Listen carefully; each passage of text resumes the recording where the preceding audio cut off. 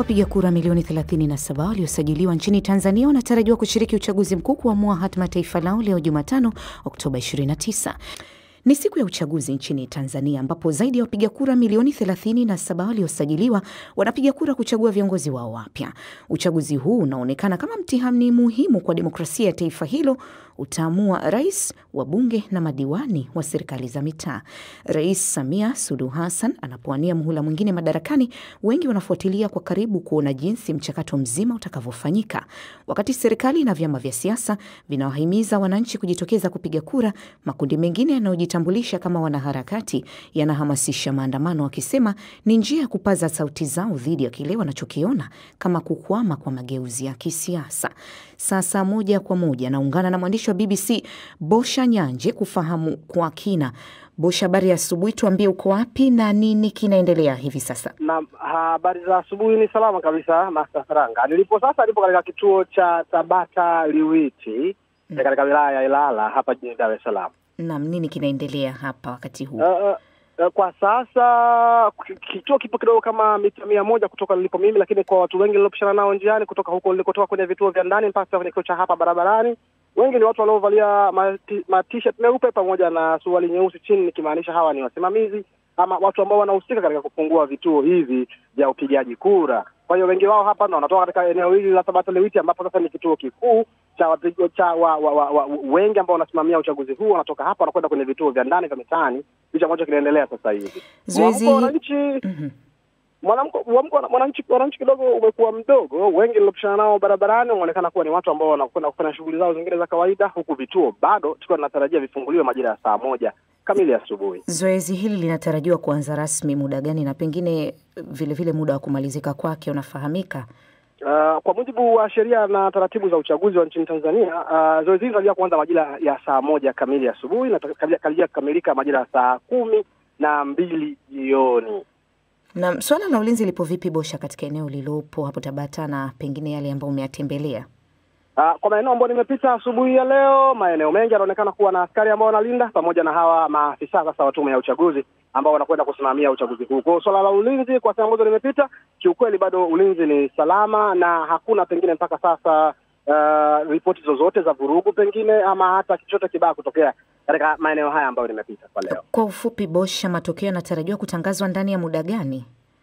Kwa mujibu wa sheria za uchaguzi nchini Tanzania, ndani ya siku 3 baada ya kupigaji wa kura, matokeo yatatangazwa rasmi katika eneo husika. Naam, shukrani sana Bosha Nyanje, mwandishi wa BBC akiwa katika eneo la wilaya Ilala, na kutakia kila laheri katika kuendelea kutimiza majukumu yako, na tutaendelea kuwapasha wasikilizaji kadri tunavyoendelea kupata muda. Asante na kila laheri. Asante. Msikilizaji, sasa tunaelekea moja kwa moja visiwani Zanzibar kuungana na mwandishi wa BBC Samia Wami, ambapo hapo jana kulikuwa upigaji kura wa awali, lakini leo hii sasa wananchi wote wataingia katika zoezi hili muhimu. Habari ya asubuhi Sami, kwa upande wa Zanzibar hali iko vipi na nini kinachoendelea wakati huu tunapozungumza? Habari za asubuhi Martha. Huku Zanzibar kwa kweli kwa ujumla hali ni shwari. Kama ulivyosema, baada ya zoezi la kura za mapema kumalizika jana, leo hii kura ile jumla sasa ambayo watu wote watajumuika itafanyika, na kwa mujibu wa tume ya uchaguzi hapa wanasema wako tayari, wamejiandaa vizuri kuhakikisha kwamba zoezi linakwenda vizuri. Maandalizi katika vituo mbalimbali vya kupigia kura yanaendelea, maana yake ikifika saa 1 kamili tu basi zoezi hili litaanza. Jana tulipokuwa katika vituo huko ilikuwa hivyo, saa 1 kamili kituo tulichokuwepo, basi ofisa wa uchaguzi pale akatangaza rasmi kwa sauti kubwa tu, watu wote wakajua kwamba kituo kimefunguliwa na watu sasa wanaweza kuruhusiwa kuanza taratibu za kupiga kura. Tuambie vyama vikuu ambavyo vinashiriki katika uchaguzi wa mwaka huu na ushindani umekuwaje, Sami? Vyama vikuu ni Chama cha Mapinduzi ambacho kiko madarakani, lakini kuna chama cha ACT Wazalendo. Hichi ni chama cha upinzani ambacho kwa kweli kwa muda wote huu wa kampeni vimekuwa vikimenyana kweli, kila upande wakitoa hoja zao kwamba nini watawafanyia wananchi.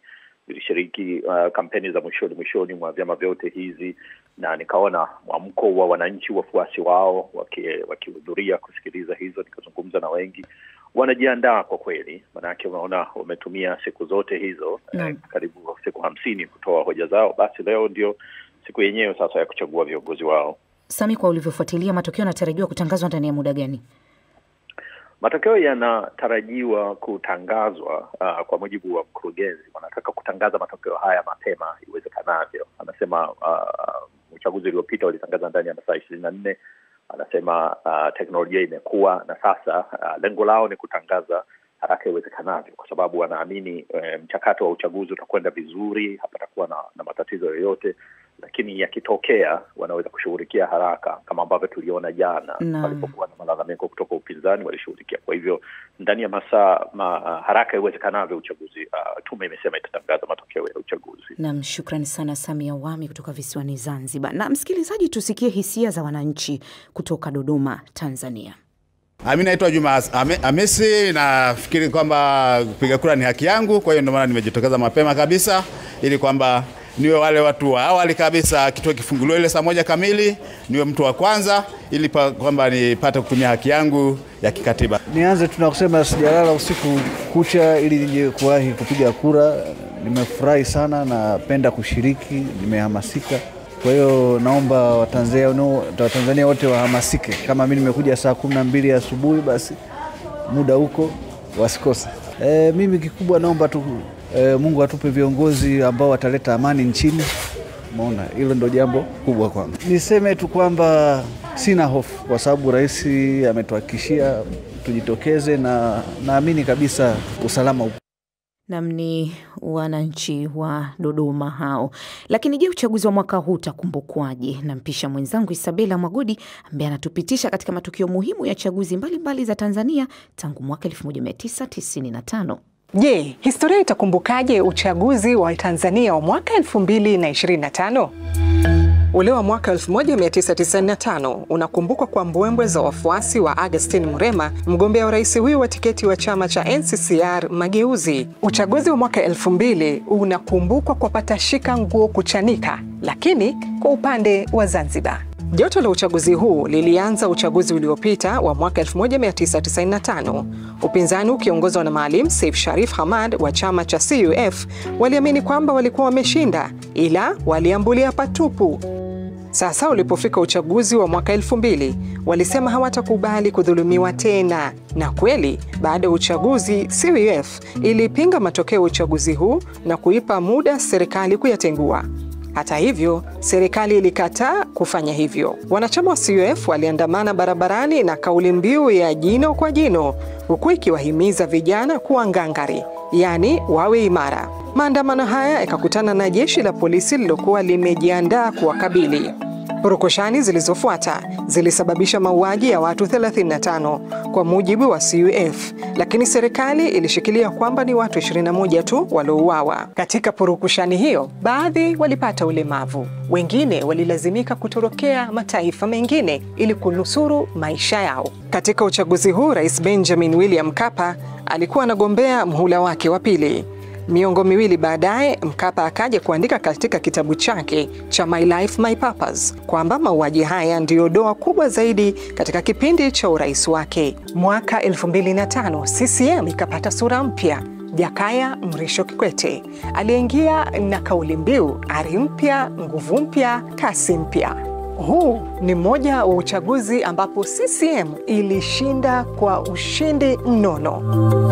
Pamoja na dosari kadhaa za uchaguzi, malalamiko ya tume huru yaliendelea. Wengi ikiwemo upinzani walikubali kwamba Kikwete alikuwa na mvuto mkubwa wa wapiga kura.